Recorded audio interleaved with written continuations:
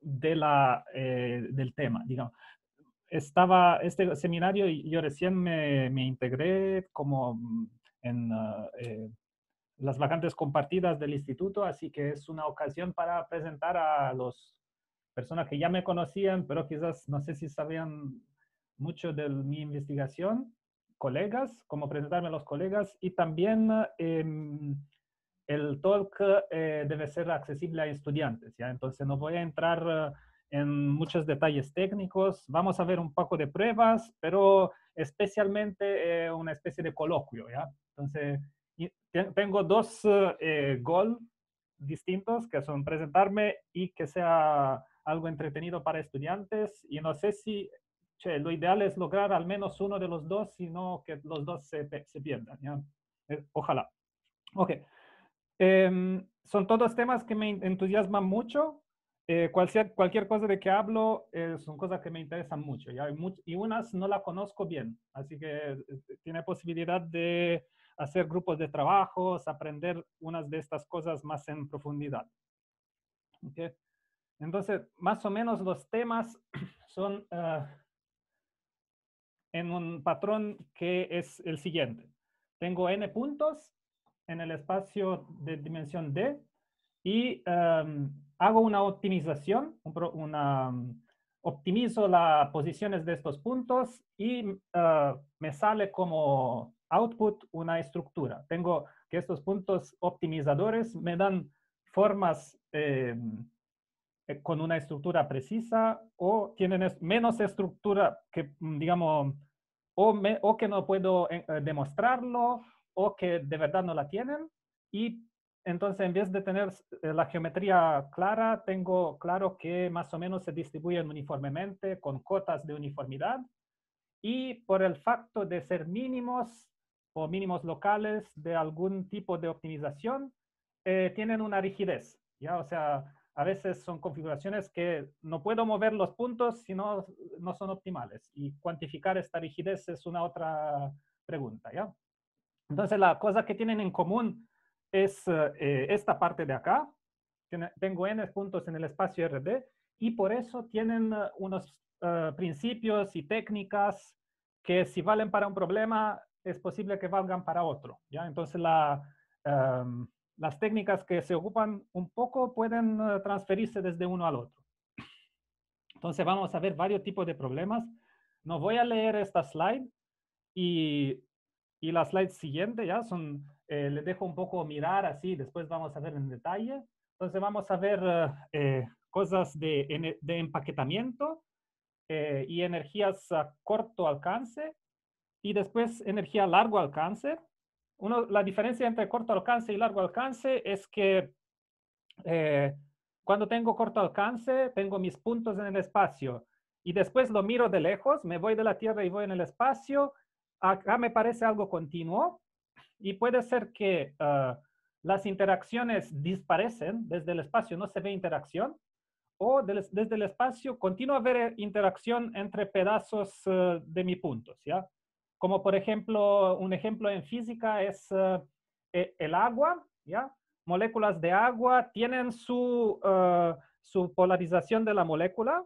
Tengo un poco más de carga por un lado y por el otro, pero el agua tiene poca, digamos que no responde mucho a la interacción electromagnética. ¿Ya? No, si pongo un imán, no puede mover mucho cantidades de agua. Por contra, este es entonces el modelo debe tener algo con corto alcance. Para tener largo alcance, el caso de un imán. Un imán tiene varias moléculas que puedo imaginar como imanitos pequeños, pero cuando hago el zoom y no veo los átomos y su spin de los átomos desde lejos, igual el imán tiene algo de la interacción que tenía microscópicamente pasa al nivel macroscópico. Entonces, acá un síntoma de largo alcance, ¿ya? Y uno lo puede, después de la física, aplicarlo también en otros modelos donde valen principios de ese tipo. Eso es la principal cosa que quería decir de eso. Y después vamos a ver problemas de transporte óptimo, una conexión con la química computacional y varias técnicas que se pueden ocupar, que son primero técnicas de programación lineal. Y acá de esto, esto es un tema que me gustaría comprender mejor. Ya una de las cosas que comprendo las bases, pero me gustaría, si alguien está interesado en estudiar esto más juntos, tengo idea de dónde empezar, pero me gustaría mirarlo más. Rigidez geométrica, que vamos a ver lo que significa, y dos métodos de localización, donde acá, para estos problemas, la idea es de encontrar geometría de configuraciones, y acá geometría no se puede alcanzar buenas cotas de uniformidad, pero son métodos más robustos que se pueden generalizar más. Ok. Entonces, esto, y entonces voy a empezar con unas preguntas clásicas que dicen un poco que de estos preguntas, la cosa que nos interesan desde mucho tiempo interesan a la persona. ¿Sí? Entonces, el problema que describo acá es, puse el nombre de Tames, que es un biólogo y estudiaba, la primera vez que empezaron a mirar los gránulos de polen por el microscopio y se preguntó cuál es la razón por la cual tienen esta forma, estas puntitas que se ven en la superficie, ¿por qué están así? Y la pregunta matemática que puse es, ¿puedo empaquetar bolitas en la superficie de una esfera, bolitas iguales? Si este empaquetamiento es el más denso posible, ¿cuál es la configuración de los centros de las bolitas? O sea, ¿cómo puedo empaquetar de la mejor manera posible bolitas iguales en la superficie de la esfera? Y acá vemos también un coral que puede ser que en Wikipedia, cuando buscas Tames, estas son las dos imágenes que salen. Después, otro modelo es con largo alcance, eso es corto alcance, largo alcance, que serían electrones en una capa. ¿Ya? Acá cada puntito es un electrón y los colores indican la energía de interacción de un dado punto con los otros, interacción electrostática, cuál punto tiene energía demasiado larga y cuál punto tiene energía baja. Se dan cuenta, en realidad, acá es 4.40, 4.39. Entonces, muy poca diferencia, muy uniforme. Igual, más o menos se sabe que esta no es la configuración optimal de estos números de puntos en una esfera y es un problema que queda abierto, digamos, que sale de la teoría de los átomos con electrones por capas. Y último, el problema de empaquetamiento usual, o sea, tengo bolas que cubren todo el espacio. ¿Cuál es la manera más eficiente de disponerla? O sea, el empaquetamiento de bolas más denso posible, ¿okay? Que puede ser en 3 dimensiones. Este es el problema de Kepler. Y en otras dimensiones también, en cualquier dimensión, bolas en esta dimensión iguales, ¿cómo se empaqueta? Esos son problemas clásicos. Uno puede siempre pensar que un conjunto de datos son puntos en el espacio y o son una distribución en el espacio donde quiero encontrar puntos de muestreo, discretización y quiero que sea de calidad, o sea, que los puntos sean bien distribuidos y que pueda calcularla rápidamente, que tenga un principio que me permite de validar que es óptima o casi óptima la manera de discretizar o de aproximar muchos datos en dimensión cualquiera. Ok, eso es todo. Formalizamos un poco estos problemas. Formalización principal es que voy a mirar primero, pero vamos a ver otras después. Minimizar n puntos. Tengo posiciones de los puntos que son mis variables en el espacio en RD. Ya puede ser x, y en un espacio de 3 dimensiones o de otra dimensión. Y después todas las parejas de puntos y distinto de j.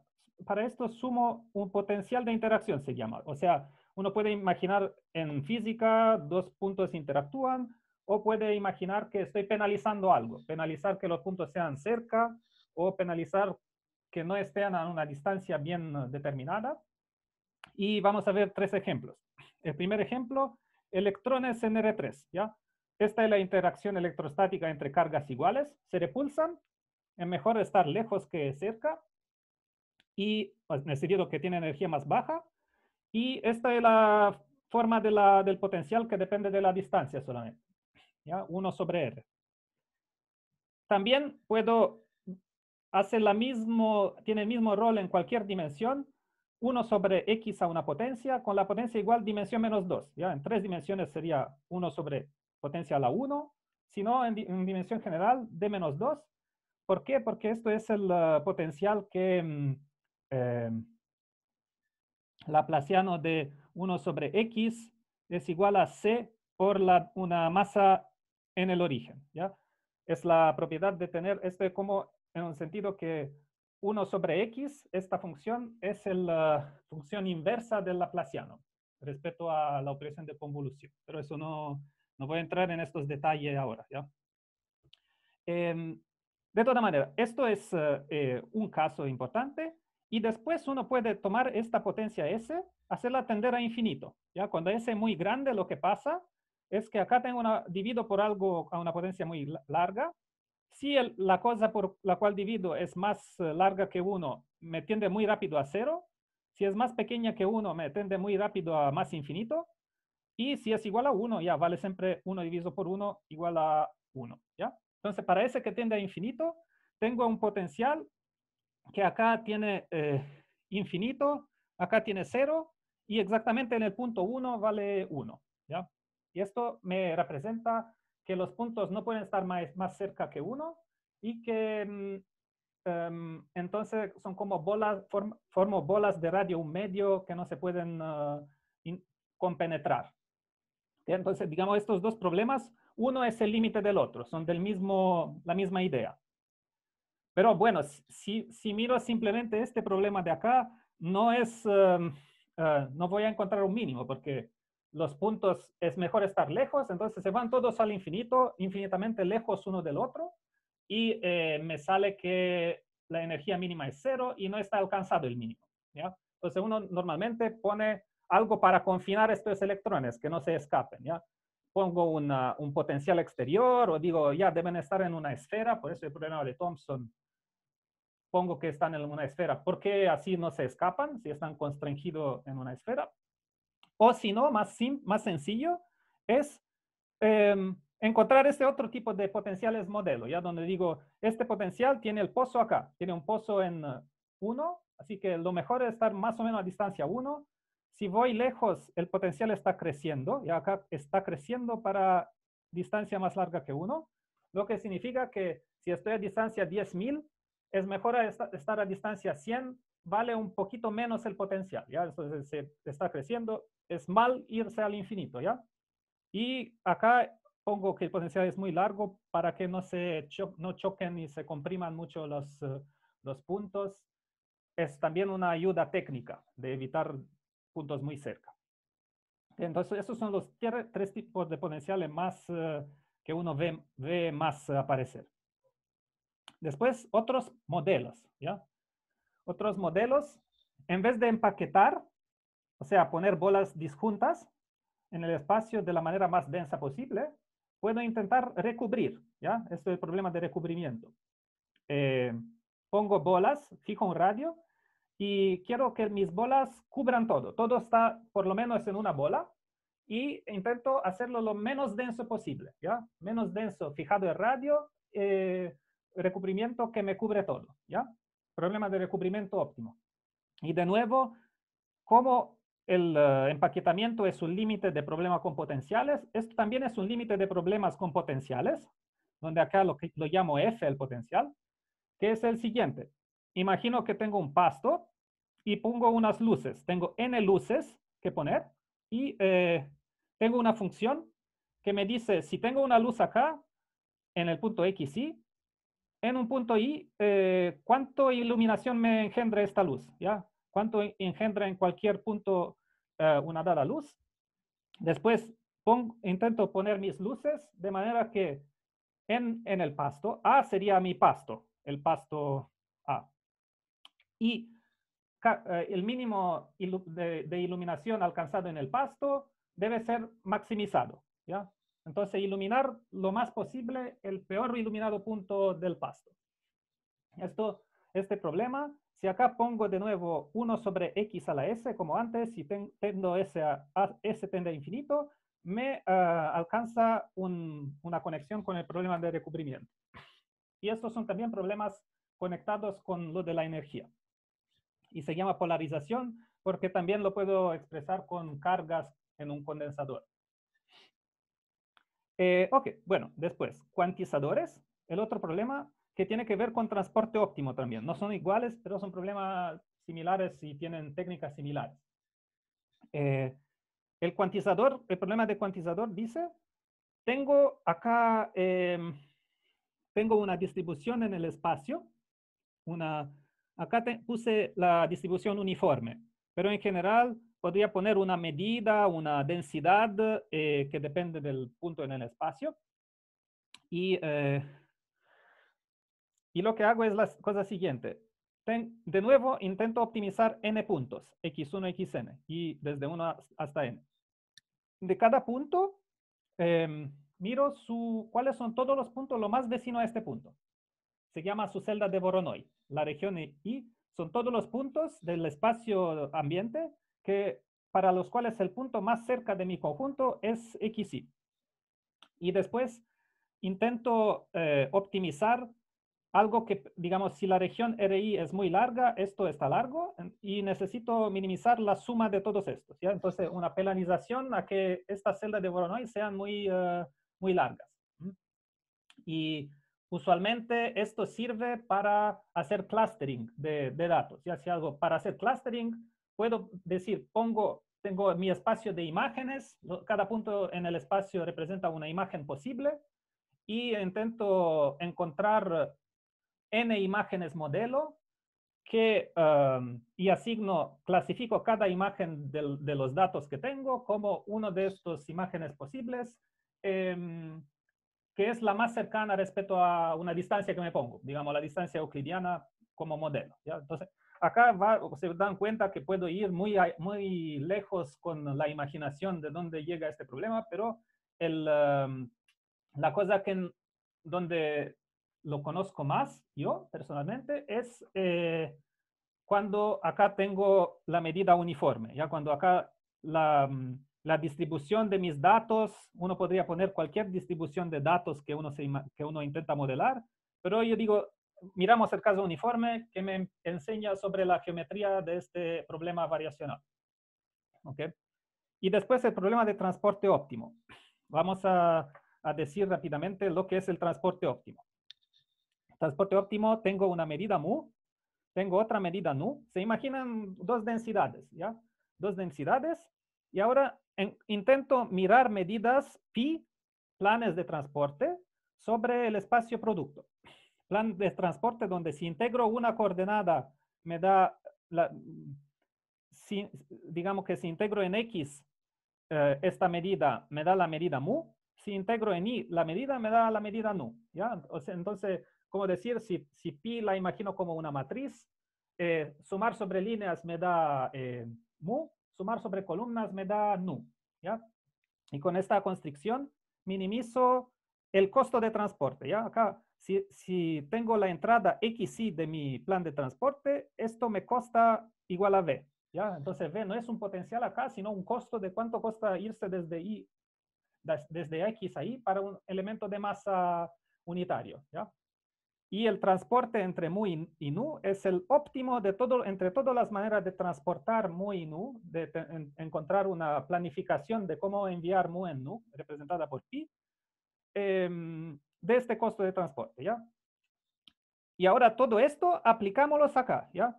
Aplicámoslos en el caso que la primera medida son n masas en mi n puntos y la segunda medida son la función característica, la función que es 1 al interior y 0 afuera, de un conjunto de volumen n, ¿ya? Entonces acá cada masa irá a, digamos, se distribuirá en un subconjunto de volumen 1, ¿ya? Y esto engendra una partición de la densidad de llegada Y se trata del problema transporte óptimo entre una cosa discreta, mi masa roja, y continuo la medida omega. Estos son un otro problema.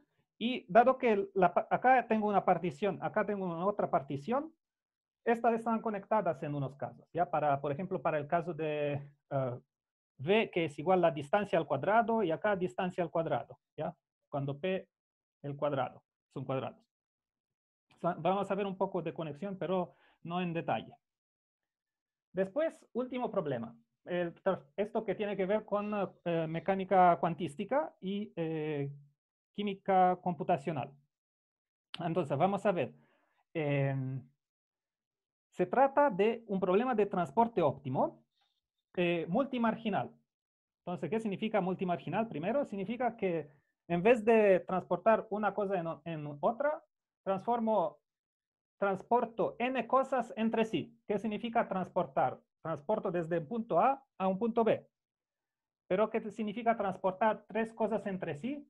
En realidad significa más o menos, en vez que este plan de transporte acá, que es en un espacio producto de dos cosas y me dice dónde transportar cada elemento de uno y dónde está transportado cada elemento de la otra, acá hago lo mismo con un producto de n factores, ¿ya?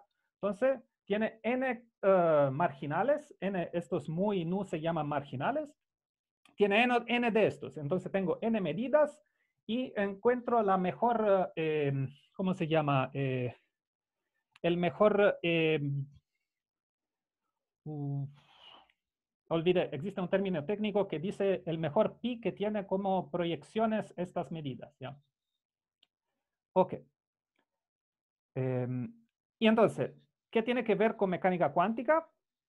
Entonces, acá tengo una molécula. ¿Se imaginan una molécula? ¿Qué es una molécula? Son n núcleos, los puntos negros acá con letras rojas, y después tengo electrones. Y acá una densidad ρ me representa mis electrones, ¿ya? ¿Y cómo sé si esta molécula es una molécula de verdad o una imaginación? Bueno, necesita que ρ y los núcleos tengan en conjunto una energía mínima, ¿ya? Porque la naturaleza intenta minimizar la energía, ¿ya?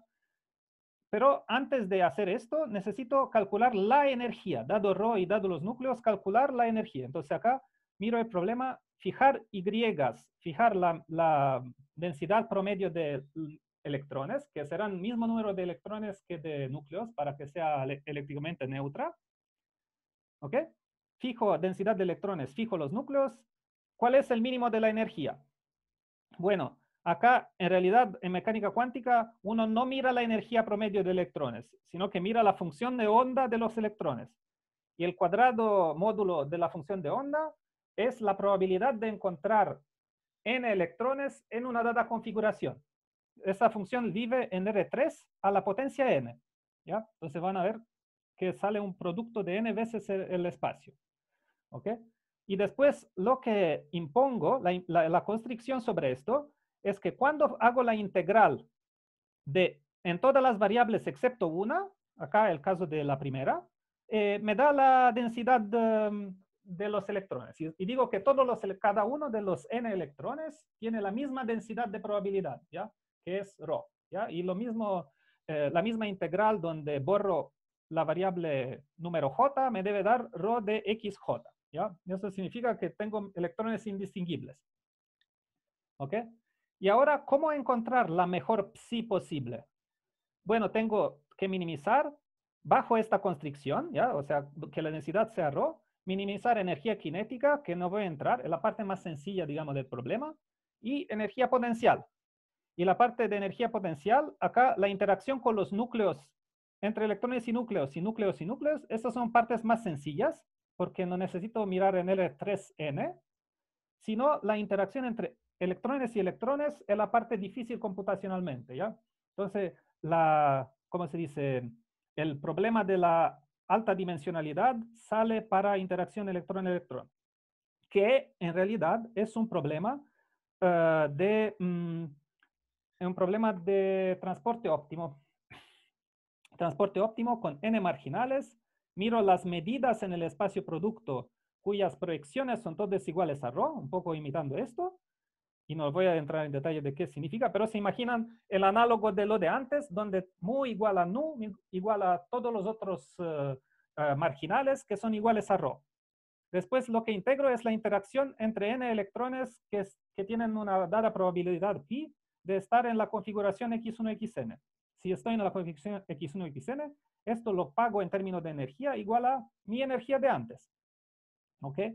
Y entonces acá tengo una función de la densidad ρ, muy difícil que calcular, o sea, acá de nuevo no es que se borró la dificultad computacional, sino que se transfirió en un problema que un poco más, tiene menos elementos que el precedente.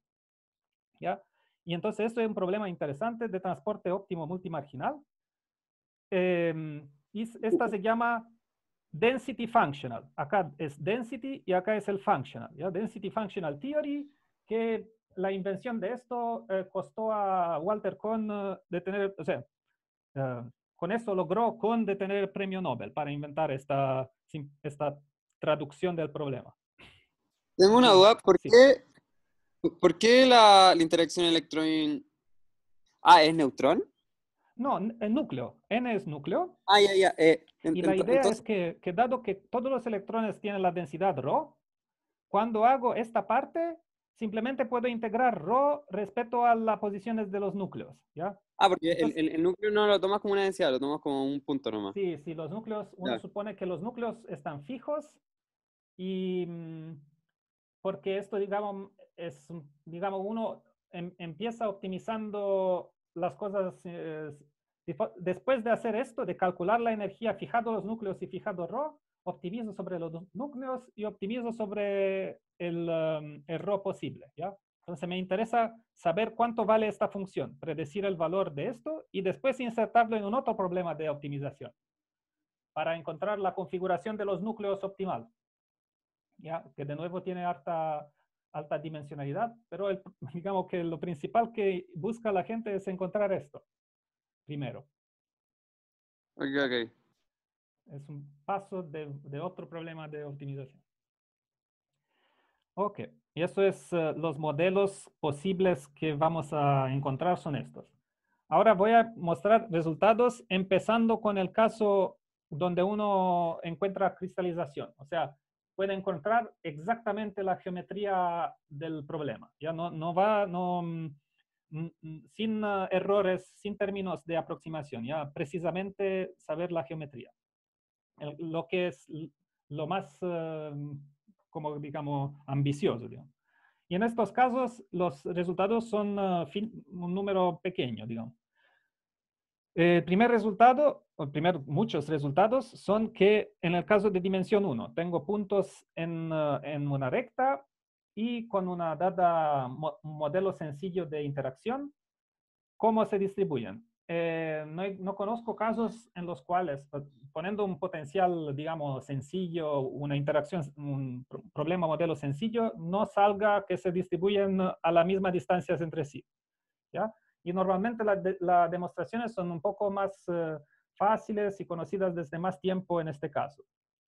Que los puntos se distribuyen periódicamente, excepto cerca de los bordes, ¿ya? Esos serían puntos en una línea, y excepto de acá y acá, son todos distribuidos como si fueran los números enteros. Ok. Después en dimensión 2, acá tenemos el resultado de empaquetamiento óptimo. Si tengo bolas iguales, ¿cómo puedo empaquetarlo de la manera óptima? Así, formando un retículo triangular. Y después, otros resultados, ya, entonces el potencial de interacción acá es infinito. Si las bolas se tocan, le pongo un -1, o sea que le gusta tocarse para que no se despierdan en el infinito y que me dé una solución para n finito. Entonces, n bolas le gusta tocarse, tiene energía que intento minimizar, entonces tengo muchas posibilidades de tener valores -1. Cada vez que dos bolas se tocan, estas bolas tienen radio 1/2. Y 0 si no. Esto es el potencial de interacción. Y con este potencial demuestran también que la forma global, si tengo n puntos, esto aproxima un hexágono regular, ¿ya?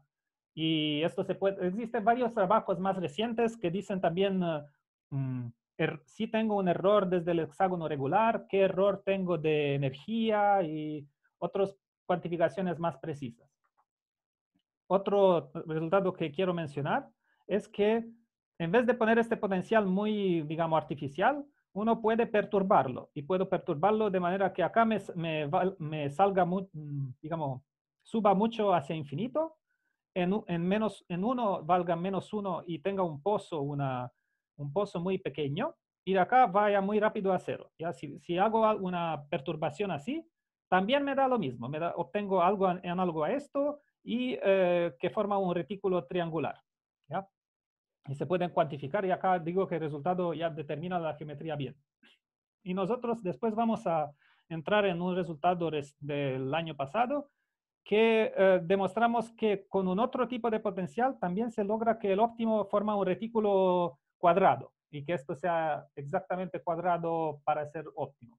Y vale también para potenciales un poco perturbados, pero muy similares a un modelo, digamos, dato. ¿Okay? Entonces, esos son los resultados de dimensión 2. Después el otro es para el transporte óptimo y cuantizadores. Y acá por eso digo que son conectados, porque esto salió primero en la escuela húngara, no sé, en los años 60, y fue ocupado para el problema de transporte óptimo con unas traducciones del problema. ¿Ya? Entonces, el problema de transporte óptimo, si pongo que cuánto pago para ir desde Y hasta Y es la distancia al cuadrado, y tomo un rectángulo o un cubo de volumen n, la mejor manera de subdividirlo es con el nido de abeja. O sea, de nuevo, los puntos forman un látiz triangular. ¿Ya?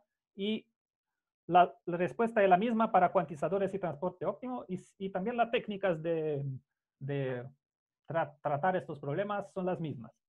Y no sé de qué otros casos que el exponente 2 y otro caso que la dimensión 2 se conozca de esto.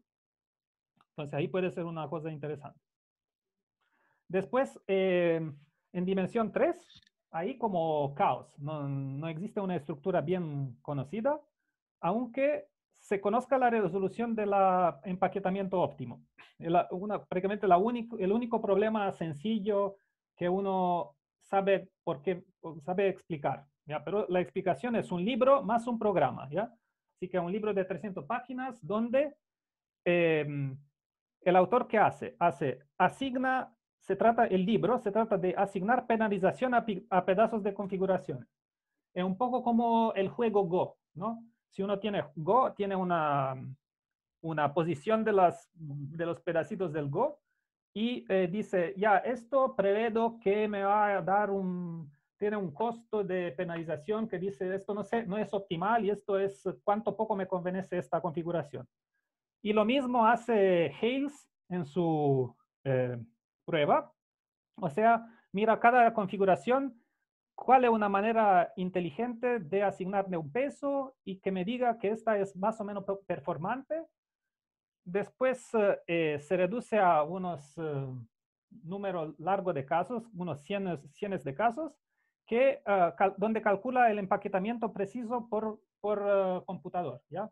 Así que un cálculo numérico más toda esta discusión de penalizaciones llega a una demostración. ¿Ya? Creo que es la más larga demostración matemática hecha por una sola persona. Y costó 10 años para hacer referir de este paper por un grupo de como 10 personas.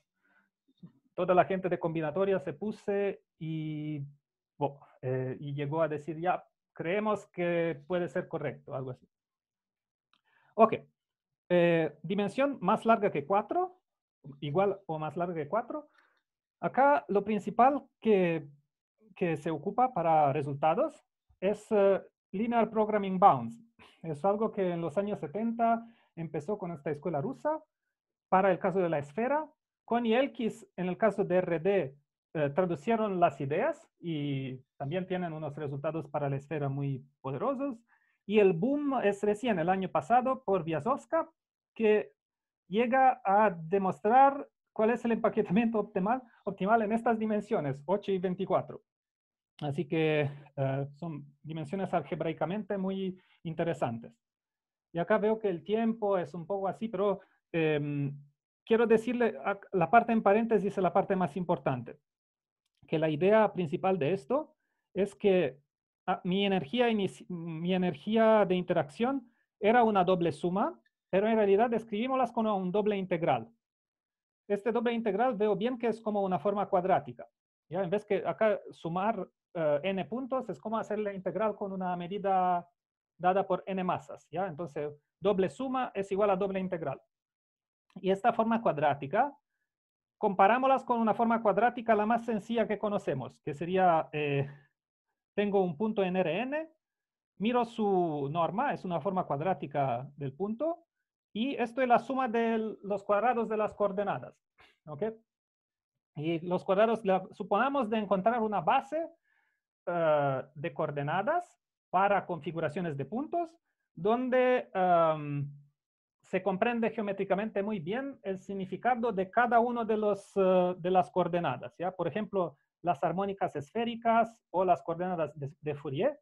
Intentar optimizar entonces toda la suma de coordenadas o optimizar separadamente los coeficientes son equivalentes porque estoy sumando cosas positivas y si cada una de las cosas positivas puedo decir que es cero, por ejemplo, que todos son cero excepto el primero para una configuración, esto me entrega una buena comprensión um, de que esta configuración debe ser optimal si es que, si que demuestro que permite borrar todos los coeficientes infinitos en el caso de Fourier de la expresión de la energía. ¿Ya? Y acá había querido describirle esta prueba, pero prefiero, dado que esta es una cosa que conozco, digamos, muy superficialmente, me gustaría comprender bien eh, todo este trabajo de precedente y después Wiazowska se trató de aplicar unas técnicas algebraicas que permiten tratar algunos casos particulares de esto, pero es interesante toda la parte precedente comprender por qué funciona.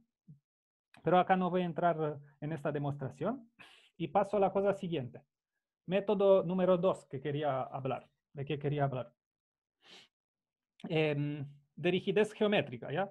Y acá puse unos dibujos de tensegridades, unas fotografías de tensegridades. ¿Ok? Se trata un poco de esto. O sea, ¿qué es una tensegridad? Acá son unas barritas con unos cables que los conectas y se tiene, digamos, es estable la construcción, ¿ya? Y en matemáticamente, tengo puntos, ¿ya? Y asigno estos puntos, estos labels, los asigno a puntos en R3, ¿ya? Después asocio un grafo sobre estos puntos, que sería el grafo de todas las barritas y todos los cables. Y además tengo más que solo barrita y cables. Tengo que algunos lados lo llamo incomprimibles. Les estoy entregando un nombre. Incomprimibles, otros inextendibles y otros rígidos, ¿ya?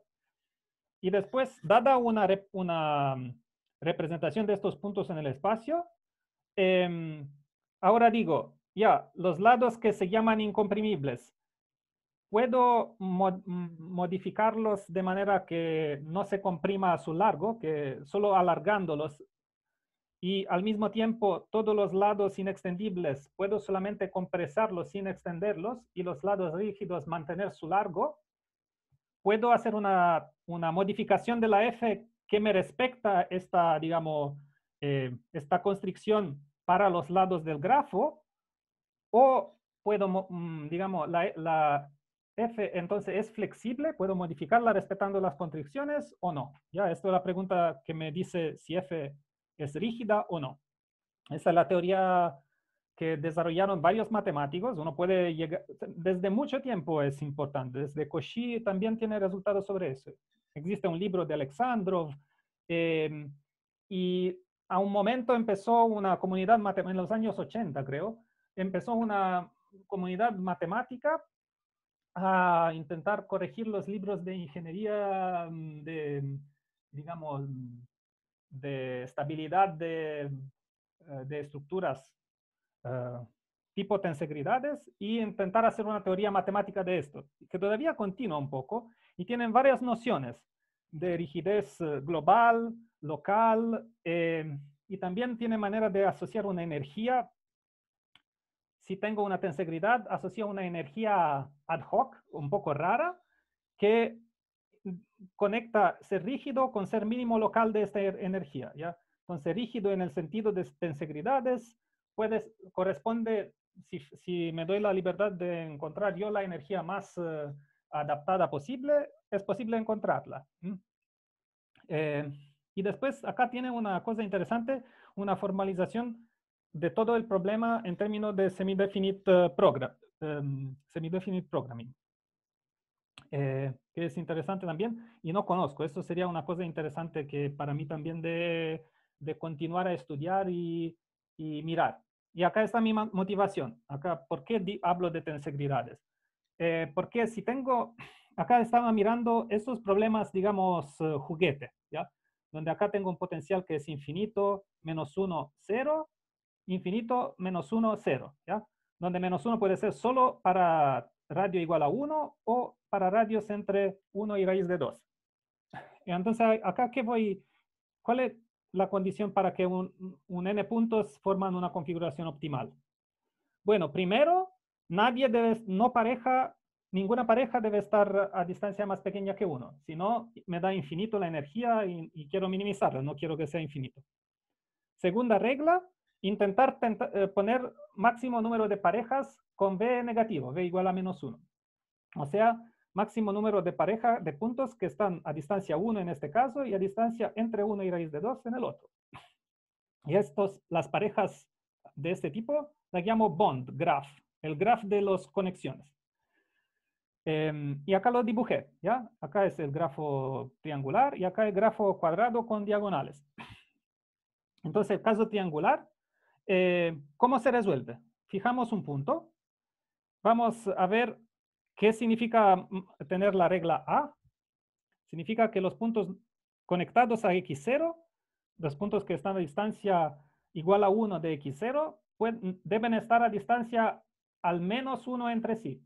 Así que el máximo de número de puntos es 6 y se alcanza 6 solo si forma un hexágono regular, ¿ya? Y esta forma de hexágono regular es rígida entonces, ¿ya? Entonces, si es que tengo una configuración donde cada punto tiene el máximo número de contribuciones negativas del potencial, cada punto tiene vecinos que forman un hexágono regular, así que la forma global está únicamente determinada de formar un látiz triangular, ¿ya? Esos son es la demostración más sencilla que conozco de cristalización, ¿ya? Después, el caso nuevo, este caso del ridículo cuadrado es un poco nuevo, ¿ya? Acá uno, ¿qué hace? Mira, ¿cuál es la condición A? La condición A me dice que acá tengo un punto, tengo el circulito de radio 1 y de radio medio, raíz de 2, perdón, acá está escrito, radio 1 y radio raíz de 2, y intento poner el máximo número de puntos acá, o sea, puntos que interactúan con mi punto central, y que entre sí no tienen distancia más pequeña que 1, ¿ya? Y uno hace un poco de geometría, se da cuenta que el máximo es 8. Se trató mucho de jugar con todos los grafos para hacer este resultado, ¿ya? Entonces acá poner estos puntos con 8, pero lo que pasa también es que estos puntos de acá no son rígidos, ¿ya? Puedo moverlos y continúan a quedar en muchas posiciones posibles, ¿ya? Pero si además digo que cada uno de los puntos de la primera capa tiene cada uno 8 bond, entonces acá se rigidiza la situación, ¿ya? Para que este punto tenga 8 bond, debe estar conectado con estos 3. Y para que este punto tenga 8 bond, debe estar conectado con estos 5, además de otros por afuera. Así que acá se forma, la única posibilidad es que se forme un cuadrado perfecto, ¿ya? Con diagonales raíz de 2 y lados 1, ¿ya? Y acá tengo entonces la rigidez si miro más adelante del primer vecino, ¿ya? Y todo esto necesita mucho jugar con geometría fácil, digamos, geometría de liceo, ¿ya? Y de colegio. Pero la cosa que me parece interesante de esta dirección es hacerlo sin deber jugar, formalizar la cosa para que se pueda encontrar, en otros casos más complicados, se pueda encontrar la forma cristalina sin deber una persona hacerlo en persona, ¿ya? Entonces, mirar un poco la clasificación de estructuras rígidas, ¿ya? Y acá la tensegridad que aparece es esto, eso es la figura base con unos lados incomprimibles, unos inextendibles, y esta es una tensegridad rígida, ¿ya? Que aparece acá en cada cuadradito, ¿ya? Y sobre esto se basa un poco al final la prueba de otro resultado de perturbación, ¿ya? Para llegar a potenciales un poco más distintos de lo que está acá, ¿ok? Más perturbados, ¿ya? Entonces, todo esto, por ahora comprendimos un caso, pero sería una dirección que estoy intentando continuar con colaboradores, es estudiar tensegridades periódicas, entonces. Ok. Me queda como 10 minutos. Intento hablar de dos otros métodos. Creo que puedo lograr porque no son muy complejos. Entonces, primero es localización ocupando ecuaciones. ¿Qué significa localización? Si quiero ver la energía de esto, hago la energía de cada uno separados más un error pequeño, ¿ya? Si vale esto, entonces localicé, porque me está suficiente comprender un cuadradito pequeño en vez que el cuadradito largo, pero ok, tengo error, no puede ser que son iguales, ¿ya? Entonces, dado que el error es inevitable, lo único que podré hacer es ver que es pequeño, ¿ya? Entonces, obtener cotas de que lo que pasa acá es un modelo de lo que pasa en cada punto que me dice que el modelo tiene una uniformidad, ¿ya? Si cuantifico esto, ¿ya? Entonces, el gol acá terminó el gol de ver la forma precisa, sino pasar a cuantificar uniformidad. ¿Cuáles son técnicas para esto, ¿ya? Entonces, cuantificar uniformidad. Y voy a describirle un truco que vale en 3 dimensiones cuando la interacción es Coulomb, o sea, 1 sobre X, como electrones en el espacio, ¿ya? Entonces, de nuevo, localización es importante cuando tengo energía de largo alcance, ¿ya? Si la energía ya conta solo localmente, ya es fácil localizar porque no necesita descontar las interacciones hacia lejos, ¿ya? Entonces, lo más interesante es cuando tiene largo alcance, como por ejemplo la energía de imanes, ¿ya? La energía electromagnética, electrostática, donde acá la integral de mi V, integral de V sobre RD menos la bola de radio 1 es igual a infinito, ¿ya? Esto es una definición de largo alcance, que no es sumable hacia el infinito, significa que la interacción es de largo alcance porque lo que pasa lejos puede cambiar la optimalidad o no de la configuración. Así que, ¿cuál es el truco? Ahora pasamos a ver el truquito. Primer paso. No me gusta que tenga I distinto de J. Suma para todas las parejas excepto la que tiene I igual a J. Pero bueno, no puedo poner I igual a J porque acá me da 1 dividido por 0, que es infinito. Así que hago lo siguiente. Cambio el potencial. Acá, solo para razones ilustrativas, cambiámoslo de esta manera sencilla. Sumo epsilon. Acá esta suma es finita. Y subtraigo los términos con I igual a J. N términos donde la energía es 1 sobre E, ¿ya? Y si sumo esto, hago esta diferencia, hago epsilon tender a 0, me da lo mismo que antes, ¿ya? Pero lo lindo es que ahora tengo esto que tiene suma sobre I y suma sobre J, ¿ya? Y esta suma sobre I y J, paso 2, puedo transformarla, es directamente igual a una doble integral, pero respecto a una medida que es suma de masas, ¿ya? Integral de medida que es suma de masas es igual a suma de la función calculada en dónde están las masas, ¿ya? Entonces esta la escribo como una doble integral y existe una teoría que dice que si acá tengo los puntos que forman la configuración optimal, cuando n tende al infinito, la medida dada por estos puntos tiende a en un estilo estrella, a una medida estrella, que no importa que sepan lo que significa estrella, pero estos puntos se concentran y dado que divido por n, cada uno cuenta menos y al límite tengo una medida continua, ¿ya? Me da una medida continua en el límite que optimiza un funcional continuo, ¿ya? Sobre medida continua. ¿Okay? Y este funcional es una doble integral que es como una forma cuadrática, ¿ya? Entonces ahora el paso 3, veo la diferencia entre esto y esto, ¿ya? Subtraigo el límite, ¿ya? Y esta forma cuadrática es la doble integral respecto a estas dos medidas, ¿ya? Que es como un poco como una forma cuadrática que sería la norma al cuadrado de un vector, ¿ya? Solo que el vector es una medida que tiene infinitas dimensiones. Y, bueno, esto, acá tengo el principio que a al cuadrado menos b al cuadrado es igual a menos b al cuadrado más 2 no, perdón, b producto escalar con a menos b. ¿Ya? Esto es la regla que estoy aplicando acá, que vale para, si en vez del cuadrado tengo formas cuadráticas, ¿ya? Acá pensaba al cuadrado de vectores, ¿ya?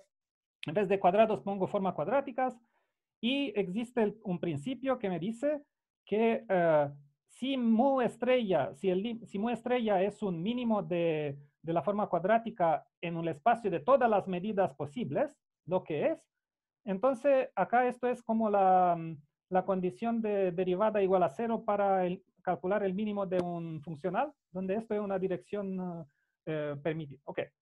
Donde en práctica existe una razón por qué este término es igual a 0, ¿ya? Entonces, que la diferencia de energías, si es que mu estrella es óptimo, es igual a la energía de la diferencia.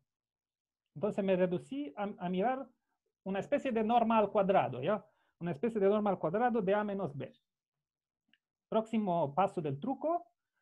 Voy a ocupar que el laplaciano de 1 sobre x es una masa de Dirac. ¿Ya? Es que 1 sobre x es una especie de kernel del laplaciano. Y entonces ocupámoslos. Lo que hago es, créanme por un momento, síganme, que resuelvo esta ecuación. Menos laplaciano h igual a mu, donde mu es esta mu. Entonces sustituyo, ya menos laplaciano, y acá integro por parte dos veces. Si integro por partes dos veces, este laplaciano de acá se va encima de esto y tengo esto, ¿ya? Y acá, entonces laplaciano de esta cosa, integrando por parte dos veces, me da constante delta de Dirac h, porque su laplaciano se fue y interactuó con el kernel h, y menos laplaciano h. ¿Ok? Y ahora, ¿qué es la delta de Dirac h integrado en y? Simplemente es h aplicado a y, ¿ya? Entonces tengo integral hy laplaciano de menos laplaciano h, íntegro por parte la última vez y me da integral, una sola integral, ¿ya? Se fijan, lo único que es interesante acá es que tengo dos integrales y llego a una integral. Una integral, y en mi caso, ¿de qué me interesa? Me interesa la forma cuadrática que tenía a menos b, o sea, menos laplaciano de h igual a esta diferencia entre la medida límite y la medida con n fijo. Y acá, para estudiar esto, puedo ocupar una teoría de corte y pegue de ecuaciones diferenciales, ¿ya? Donde prácticamente sé cómo se hace, cómo se puede descomponer la energía y fijar una ecuación con dado al borde para tener estimaciones elípticas, ¿ya? Entonces entra la teoría de PDE y puede ayudarme para hacer mi continuación y llegar al teorema de localización, ¿ya? Que me dice que vale este dibujito de acá, ¿ya? Entonces, para llegar al dibujito, acá lo transformo en una sola integral y después encuentro cómo splitear esta integral en integrales separadas en los cuadraditos. Ok, cuadraditos. Bueno, el último, acá me queda muy poco tiempo. quizás el dibujo mismo es suficiente para terminar, ¿ya? Entonces, el último método, tengo esto, acá se imaginan que tengo esta configuración con mi potencial de largo alcance. Lo que hago en este método es hacer un empaquetamiento con bolitas. Bolitas viola, bolitas rojas, bolitas verdes, de distintos radios.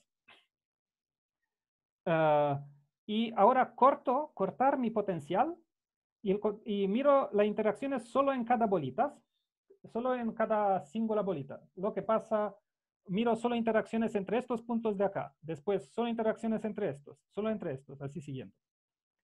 Y existe una manera de reorganizar los términos que obtengo acá y transformar el problema inicial, o sea, este potencial con esta configuración, en el problema de una suma de potenciales con la configuración precedente, ¿ya? El primer potencial tiene alcance, o sea, alcance igual al radio de las bolitas viola, el segundo igual al radio de las bolitas verde y así siguiendo, ¿ya? Entonces transformé un potencial de largo alcance en una sucesión, una suma de potenciales de corto alcance, ¿ya? Más un error que está acotado, es un error muy pequeño y acotado. ¿Okay? Y esto acá yo iba a explicarlo, pero mejor, quizás mejor le digo simplemente el resultado final. ¿ya? Es un método muy poderoso, ¿ya? Donde no se sabe continuar la teoría con las ecuaciones diferenciales, se puede continuar con este método y llega a decir que el problema de energía, el problema de transporte óptimo conectado con mecánica cuantística, otro problema que no describí que es el Gellium, si tengo cualquier potencial que es una potencia inversa de largo alcance, ¿ya? Esto significa largo alcance, entonces el mínimo de esta energía con n fijado es igual a n cuadrado, la energía continua, más un término sucesivo, donde uno llega a demostrar que para los tres problemas, la constante que está acá enfrente es la misma, ¿ya? Que es muy fuerte. O sea, digo, bueno, entonces el transporte óptimo, bueno, si quiero solo esta aproximación de la energía a esta potencia, puedo tener errores con esta potencia. Entonces, me da lo mismo calcular la energía mínima de una configuración de puntos. Esto me dará la misma asintótica, ¿ya? Entonces, esto es donde se sabe, lo que se sabe de cotas y la dependencia de n de las cotas para estos tres problemas, ¿ya? Y acá tengo la densidad de la medida límite, de la medida del problema continuo, a una dada potencia, ¿ya? Potencia que depende del exponente alfa y de la dimensión. El resultado lo enuncié así solo para decir que es útil esta técnica de truncamiento en varios casos, ¿ya? Pero no pretendo que se haya comprendido bien. ¿Okay? Y bueno, y ahora terminaría con... Estas son cosas que también quería hablar, pero me di cuenta preparando la charla que no se podía hablar de todo esto, ¿ya? Así que simplemente enunciarlos. Acá se trata de cristalización con curvatura, ¿ya? Cristales con curvatura y lo que se observa experimentalmente, esto es un experimento de poner cargas en una... En realidad acá la curvatura es la curvatura del borde de esta cosa dos-dimensional plana y se ponen cargas eléctricas y estas forman, digamos, todos los puntos tienen 6 vecinos, excepto unos de acá que tienen 5 o 7, ¿ya? Puntitos rojos o amarillos, ¿ya? ¿Y por qué estas estructuras se forman? Se llaman scars, como heridas, ¿no? Cuando tiene una herida te deja un scar. ¿Por qué se forman estos scars?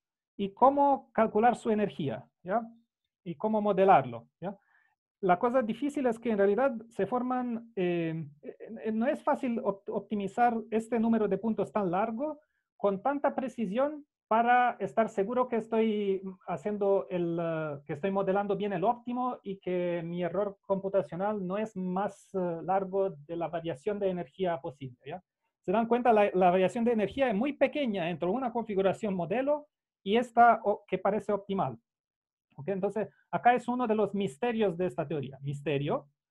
Otro misterio, bueno, menos misterio, pero igual interesante comprender bien es qué pasa empaquetando bolas en un cilindro. Si cambio el radio del cilindro, cambian las estructuras y parece que unas estructuras dadas por estas, digamos, a un momento tiene transición de fase, paso de una estructura a la próxima, ¿ya? Y acá es una cosa interesante de estudiar por qué. Porque cómo se puede explicar este dado experimental numérico. Y ahí existen mucha cantidad de datos que uno puede preguntar a las personas y te los dan, pero para mí todavía queda una cosa por hacer que no tengo o un estudiante bueno, muy bueno, o un colega interesado a hacer esto. Y otra cosa, la forma global de los cristales, que se llama la Wolf Shape. Y acá en el caso de látices precisos, ¿cuál es la forma optimal que tiene menos energía de superficie posible? Y también para, si no tengo un látiz preciso, ¿cómo se puede optimizar esta forma? ¿Ya? Y también tengo problemas de cuasicristales que salen útiles, interesantes. Bueno, pero están, como ven, muchos problemas que nunca alcanzaría a tratar todos. Ok, así que termino acá. Bueno, muchas gracias, Mircha. ¿Alguna pregunta?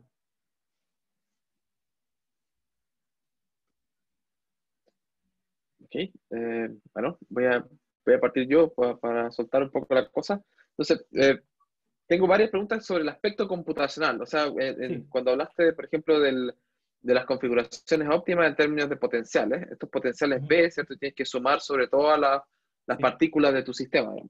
Entonces, mi pregunta es un poco general en el sentido de que desde el punto de vista computacional, ¿qué métodos se usan para optimizar y para incluso evaluar la función objetivo? Porque, por ejemplo, si tienes potencial de largo alcance, digamos, simplemente evaluar tu función objetivo es una operación súper cara, digamos. Son, no sé, n cuadrado operaciones, y Sí, ahí, no sé, hay un montón de literatura de cómo hacerlo, por ejemplo, para potenciales de tipo Coulomb, están todos estos métodos del Fast Multiple Methods y cosas de ese exacto. tipo. No sé si eso se usa o Digamos no. que yo también me puse la misma pregunta y hace tiempo pasé varios meses en ese instituto que se llama Institute for Computational Experimental Research in Mathematics, que tenía un problema, un semestre sobre configuraciones de puntos, ¿no? Y ahí estaban unos de las personas que aparecen siempre atrás de las figuras, figuras computacionales. Y le pregunté, ¿cómo hacen ustedes para optimizarlo? Ok. Y, y la respuesta muchas veces es que no te digo mi secreto, ¿ok? No, y creo que hace un poco de chamullo, digamos, unos hacen un poco de chamullo, si no, como tú dices, la suma de I distinto de J, esto tiene N, más o menos N cuadro términos. Entonces, una cosa es que si acá pongo un potencial de corto alcance, X a la S, entonces acá corto alcance, o sea, S muy largo, tengo orden de N puntos, ¿ya? Eso es un primer truco, que dicen, ya, bueno, no cambia mucho, es lo mismo, es lo mismo, entonces para hacer mis dibujos hago con este potencial. El segundo es, como tú dices, Fast Multiple Methods. No conozco que se sepa algo más mejor que eso, ¿ya? Entonces, más Multiple Methods, más, digamos, si uno tiene un caso especial, lo hace con un caso que le gusta, intenta implementarlo mejor para este caso, pero digamos que no cambia la idea. La idea es la misma, cambia la implementación. Y después, el último es lo que decía, que estas personas no te dicen exactamente lo que hacer, ¿ya? Es, que tienen secretos. Ok. Y dice, la respuesta que te dice es, si quieres, te lo puedo hacer. Ok, Así que, y tienes que ponerlo en el paper, claro. Y después lo tienen, sí, sí, y te sale un buen dibujito, pero no, digamos que no conozco a alguien más allá que Fast Multiple Methods haya encontrado una idea nueva, a menos que, me parece que acá se queda, digamos más. Y después la cosa que es mala para Fast Multiple Methods es que si estoy en R2, ok. Si estoy en R3, ya empieza a complicarse un poco, ¿ya? Entonces, si voy a ir en R no sé, 100, acá no va muy bien Fast Multiple Methods. Y acá uno, en este caso, empieza digamos, en la charla que fui de esto, prácticamente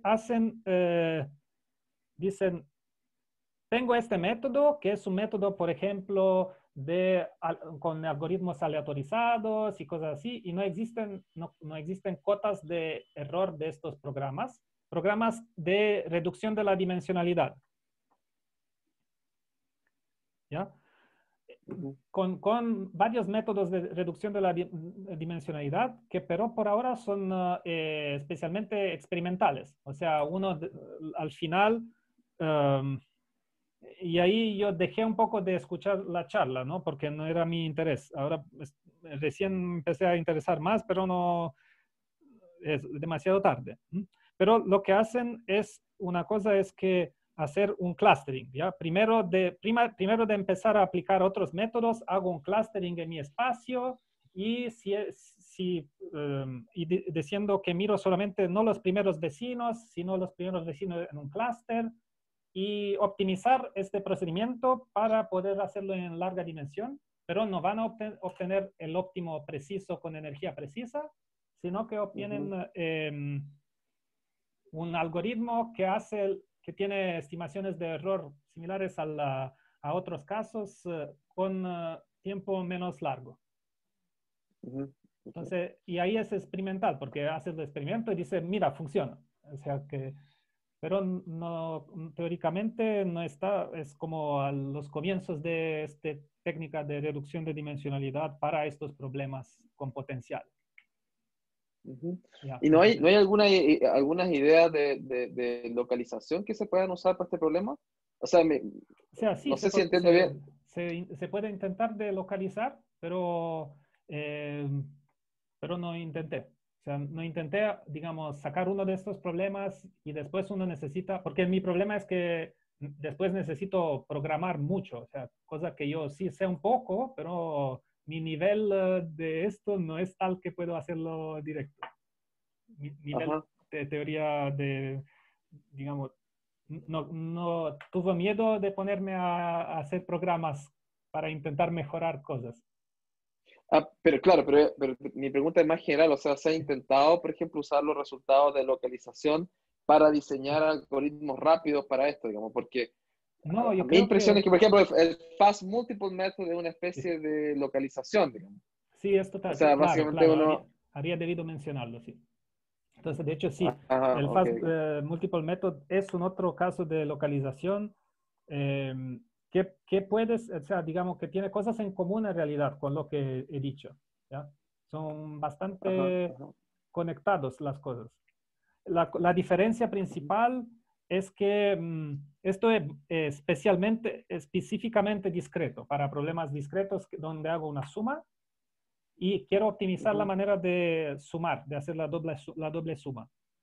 En estos métodos, estos tienen siempre un lado continuo, ¿ya? Que tiene un problema continuo y ahí para intentar de ver si algo es mejor o peor que esto o de conectarlos, uno puede hacer un paso de aproximación continua, ¿ya? Ajá. Aproximar con un problema continuo. En este problema es más rápido a veces porque estoy interpolando y no me importa mucho, digamos que me entrega el concepto que interpolando entre los valores más o menos hago poco error. Y con ese concepto, optimizar el bien continuo, después hacer un mix con el Fast Multiple Method. Puede ser una dirección, aunque no sé si es mejor o peor, pero puede ser una cosa que no no pensé bien, pero pues no sé, no creo que no existe gente que lo intentó. Ajá. Sí, lo otro que no sé si es algo que se ha explorado en este tipo de problemas es explotar la FFT, digamos, el Fast Fourier Transform. Porque, por ejemplo, se sabe de que el gran problema del Fast Multiple Method a medida que aumenta la dimensionalidad es que si el método reduce la complejidad computacional, pero la constante se vuelve cada vez más grande a medida que crece con la dimensión. La Sí. constante que va enfrente del orden. Pero, por ejemplo, la FFT en ese sentido funciona mucho mejor, en el sentido de que es un poco más caro, porque que si log n es estricto, pero la constante se comporta bien a medida que crece la dimensionalidad. Entonces, por ejemplo, para ecuaciones integrales, por ejemplo, existen varios métodos que lo que hacen es que, por ejemplo, tengo mis puntos que no están uniformemente distribuidos, ¿cierto? No es un látiz periódico, pero para usar la FFT necesito ponerlos en un látiz periódico de alguna forma. Sí. Entonces hay métodos, por ejemplo, para usando interpolación o cosas parecidas al Fast Multiple Method, pasar la información a un látiz periódico, y una Sí, vez sí, que es sí. periódico, todo se hace con convolución usando la FFT. O sea, Sí. tu potencial lo puedes aplicar usando la FFT directamente, digamos. Y ahí eso te acarrea un costo computacional mucho más chico, digamos. Ujú, Entonces no sé sí. si son cosas que se han explorado, gente lo ha usado o...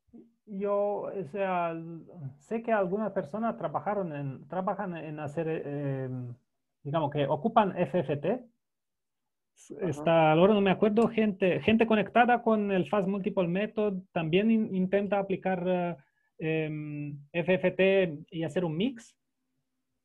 ajá, Pero no comprendí bien si alcanzaba a mejorar o no. Y tampoco lo ok, miraron en dimensión larga, lo miraba en dimensión igual que FFT, Fast Multiple Methods, eh, en dimensión 3 2 algo así.